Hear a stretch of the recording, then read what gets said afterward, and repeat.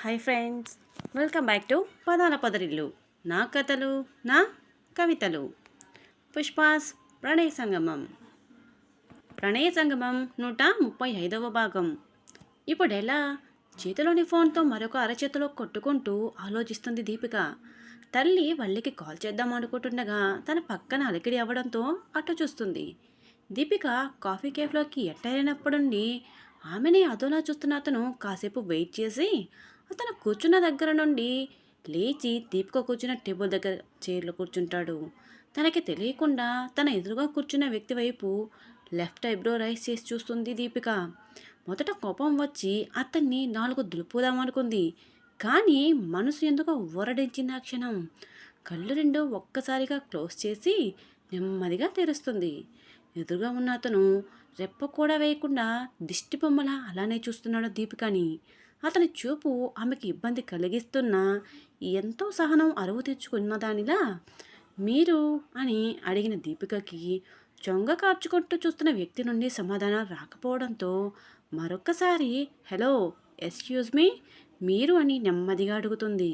దానికి అతను దీపిక కళ్ళలోకి కళ్ళు పెట్టి తదేకంగా చూస్తూ నేను ఇంతవరకు ఎదురు చూస్తున్నది నీకోసమే, నువ్వు వెతుకుతున్నది నన్నే అంటూ నవ్వుతాడు అదోలా.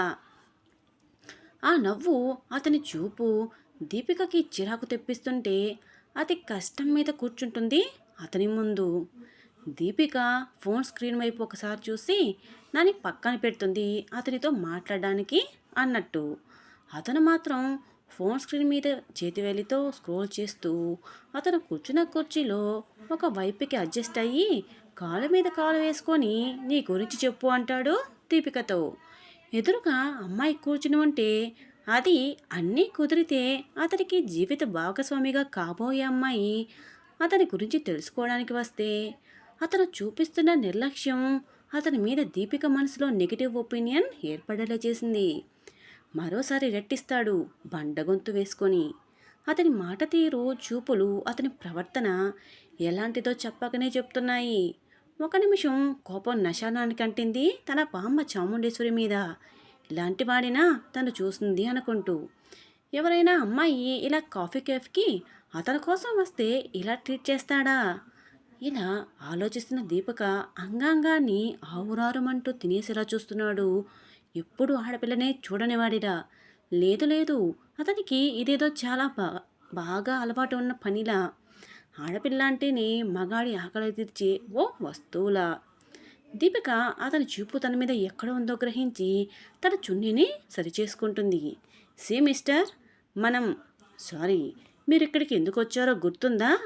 వచ్చిన పని మానేసి ఇలా అంటూ అసహనం, చిరాకు కలకలిపి ఒకలాంటి ఎక్స్ప్రెషన్ చూపిస్తుంది తన అందమైన మొహంలో.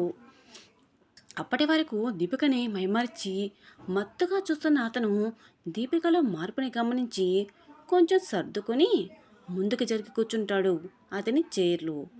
అతని పంట గొంతు సరిచేసుకొని నా పేరు వీరేంద్ర, మా నాన్న ఒక పొలిటీషియన్, మా అమ్మ ఖాళీగా ఇంట్లోనే ఉంటుంది, అప్పుడప్పుడు లేడీస్ క్లబ్కి వెళ్తుంది ఫ్రెండ్స్తో. అదేదో పెద్ద గొప్ప కనకార్యమైనట్టు గొప్పగా చెప్తాడు వీరేంద్ర. దీపిక అతను చెప్పిన విధానానికి ఆశ్చర్యంగా చూస్తూ ఫ్యామిలీ గురించి కాదు మీ గురించి చెప్పండి అంటుంది ఎంతో సౌమ్యంగా.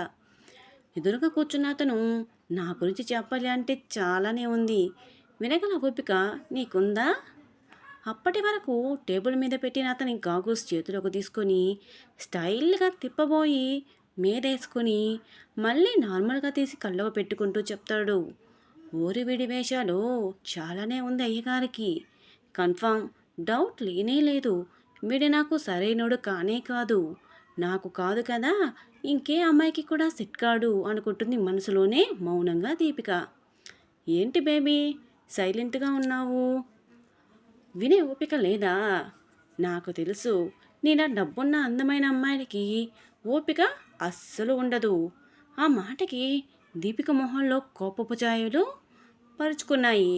మీ గురించి చెప్పండి మిస్టర్ అంటున్న దీపికని అదోలా నవ్వుతూ అతని గురించి ఒక్కొక్కడిగా మొత్తం చెప్పుకుపోతాడు. అతను చెప్తున్న ఒక్కో మాటకి తనలో అతనిపై ఏహభావం కలుగుతుంది. ఇక దీపిక తన గురించి అతనికి చెప్పడం కూడా వేస్టే అనుకుని అతని పురాణం ఇష్టం లేకున్నా అక్కడ కూర్చున్నందుకు తప్పక వింటుంది. మొహంలో ఎటువంటి భావం చూపెట్టకుండా కూర్చుంది. ఇంకెక్కడో ఆలోచిస్తూ అతను దీపిక మౌనాన్ని అంగీకారంగా అనుకుని టేబుల్ మీద ఉన్న ఆమె చేతిని అందుకుంటాడు. ఒక్కసారిగా గొంగలి పొరుగు మీద పాకినట్టు ఫీల్ అయిపోయిన దీపిక విదురుతుంది తన చేతిని. ఆ విసురులో అతని చేయి బలంగా టేబుల్ కార్నర్కి తగలడంతో హోచ్ అంటూ చేతిని మరొక చేత్తో పట్టుకుంటాడు. దీపిక కంగారుగా ఏమైంది ఏమైంది అంటూ అతని చేతిని ఆమె చేతిలోకి తీసుకునే ప్రయత్నం చేస్తుంది, దెబ్బ తగిలిందేమో అనుకుని. అతను నిమిషంలో అరవంతో ఆలస్యం చేయకుండా ఆమె చేతికి అందిస్తాడు అతని చేతిని. అతని ఎడమ చేయి అరచేయికి వెనుక భాగాన చిన్నగా గీరుకొని చిన్న చిన్న రక్తపు చుక్కలు ఇప్పుడిప్పుడే బయటికి వస్తున్నాయి. వీరేంద్ర దీపిక మధ్య ఏం జరగబోతోంది? వీరేంద్ర దీపికకి తగినవాడేనా? ఈ ప్రణయ సంగమం కొనసాగుతుంది. ఇదండి ఈరోజు కథ. ఎలా ఉంది? మీకు నచ్చిందా? ఈ కథ మీకు నచ్చినట్టు అయితే వీడియోని లైక్ చేసి ఈ కథ మీద మీ అభిప్రాయాన్ని కామెంట్ రూపంలో తెలియజేయండి.